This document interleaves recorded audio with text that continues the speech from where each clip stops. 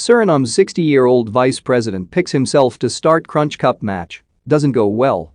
There were astonishing scenes in the CONCACAF League on Tuesday night as Suriname's 60-year-old vice president picked himself to start for Inter Mangatapo, though things did not go to plan. Ronnie Brunswijk, a former rebel soldier turned politician, owns the Surinamese club and elected to lead the team out in their latest match against Olympia, handing himself the armband.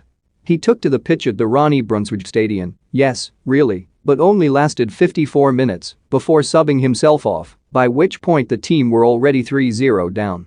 When he left the field, one of the commentators covering the game remarked, "Now we can say we're 11 versus 11." The CONCACAF League is an annual knockout competition comprising of teams from Central America and the Caribbean, with Costa Rican side Alajuelense the current holders of the trophy. Brunswijk stuck himself up front, but had a very quiet game and will have been particularly disappointed to see his side win a penalty just moments after he came off. "Dear Gareth Southgate, your daughter shouldn't be why you want to see more women in the FA. Konami is trying to sell eFootball 2022 DLC that won't work till November. Which player has scored the most goals for England?" The club owner would have been on penalty duties, but instead Miguel Darson hit the post with his effort and Olympia quickly added 3 more goals as Inter Mangatapo lost 6-0. There is a second leg to look forward to next week, though Brunswijk is not expected to travel. In even more astonishing scenes, after the match Suriname's vice president entered the Olympia dressing room and handing out cash to the players of the winning team, also swapping shirts with one of the players. Video was streamed tonight from Olympia's locker room that appears to show Ronnie Brunswijk giving people in the locker room cash.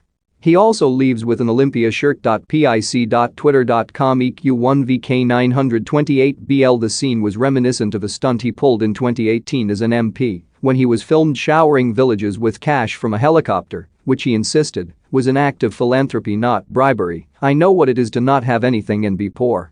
Brunswijk has led a rather interesting life and has been one of Suriname's most influential figures since coming to prominence as a rebel leader who formed the Surinamese Liberation Army in 1985.